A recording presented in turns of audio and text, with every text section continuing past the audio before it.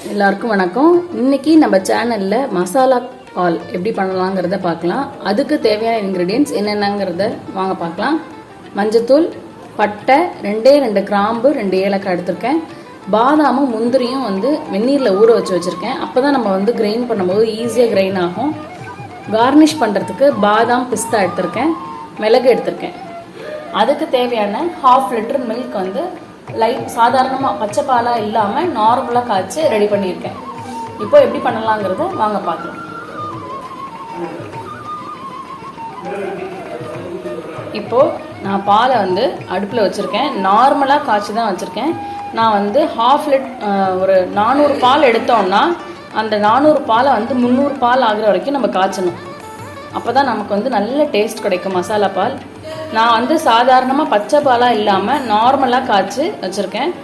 இந்த பாலில் இப்போ மீடியம் லோ ஃப்ளேமில் வச்சுக்கலாம். இதில் நம்ம ஃபஸ்ட்டு பட்டை, கிராம்பு, ஏலக்காய் பாலில் ஆட் பண்ணிக்கிட்டேன். அடுத்தது இந்த பாலில் தேவையான அளவு மிளகு,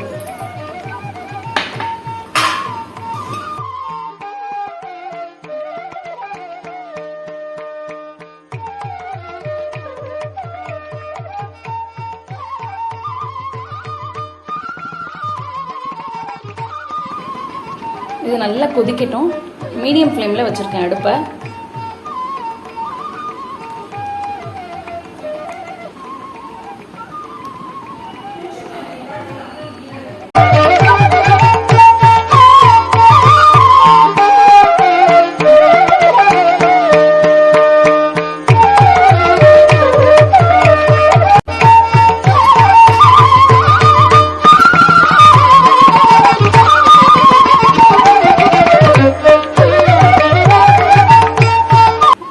மஞ்சத்தூள் ஆட் பண்ணிக்கலாம்.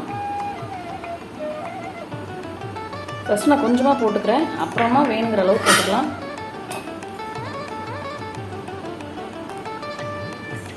ரொம்ப நிறைய மஞ்சத்தூள் போட்டாலும் நல்லா இருக்காது, லைட்டாக இருந்தால் தான் நல்லாயிருக்கும்.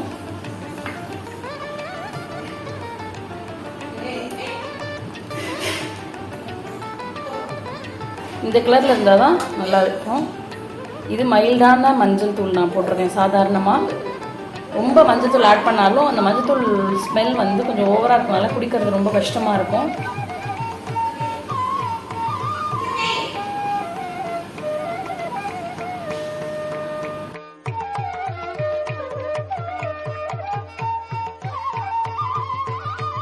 இது மீடியம் ஃப்ளேமில் வச்சுருக்கேன். இது நல்லா கொதிச்சுட்டே இருக்கட்டும். இந்த டைமில் நான் கார்னிஷனுக்கு தேவையான பாதாமும் பிஸ்தாவும் எடுத்து வச்சுருக்கேன். அதை நல்லா ஸ்க்ராப் பண்ணி ரெடி பண்ணிக்கிறேன்.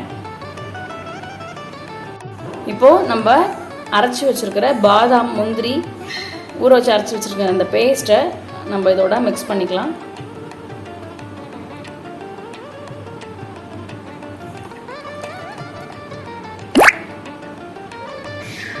ஆட் பண்ணிவிட்டேன். நல்லா மிக்ஸ் பண்ணிவிட்டு நம்மளோட 400 ml இருக்கிற பால் 300 ml ஆகணும். அது வரைக்கும் நம்ம நல்லா காய்ச்சிக்கலாம்.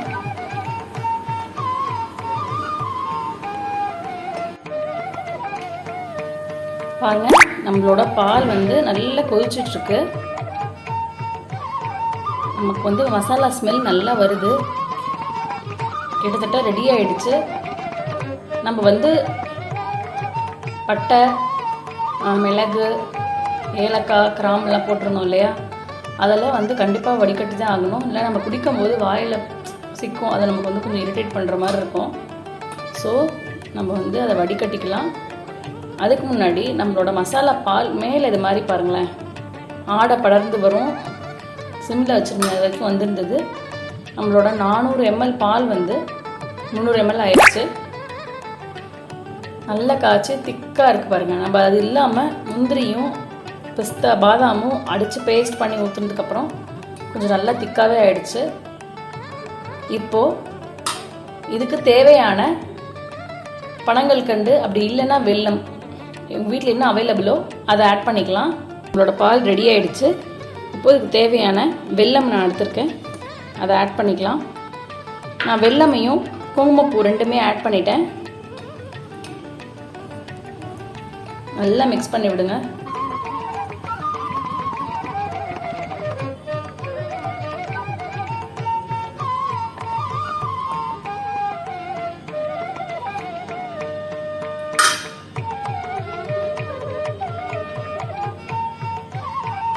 இப்போது நம்மளோட மசாலா சூடான சுவையான மசாலா பால் ரெடி. நம்ம நைட் டின்னர்லாம் முடிச்சுட்டு இது மாதிரி சூடாக மசாலா பால் குடிக்கும்போது ரொம்ப சூப்பராக இருக்கும். இப்போது நம்ம மசாலா பாலை வடிகட்டிக்கலாம். இந்த மசாலா பால் நம்ம உடம்புக்கு ரொம்ப நல்லது. நமக்கு கோல்டு இருந்து தொண்டை கரகரன்னு இருமல் வறட்டு இருமல் இருக்கும்போது இந்த மாதிரி சூடான அந்த மிளகு காரத்தோட அந்த நட்ஸை கடித்து சாப்பிட்டு சூடான பால் குடிக்கும்போது தொண்டைக்கு ரொம்ப இதமாக இருக்கும். அதே சமயம் மழை பெய்யும் போது அந்த ஜில் கிளைமேட்டுக்கு இது மாதிரி சூடான மசாலா பால் குடிக்கும்போது ரொம்ப சூப்பராக இருக்கும். நமக்கு ரொம்ப ஒர்க் முடிச்சுட்டு ரொம்ப டயர்டாக இருக்கும்போது ஒரு கிளாஸ் இது மாதிரி மசாலா பால் எடுத்துக்கிட்டு பால்கனியில் நல்ல ஒரு நேச்சுரல் கிளைமேட்டில் குடிச்சு பாருங்கள், ரொம்ப சூப்பராக இருக்கும். இந்த மசாலா பாலை நீங்களும் வீட்டில் செஞ்சு பார்த்துட்டு எப்படி இருக்குன்னு சொல்லி மறக்காமல் கமெண்ட் பண்ணுங்கள். பாய்.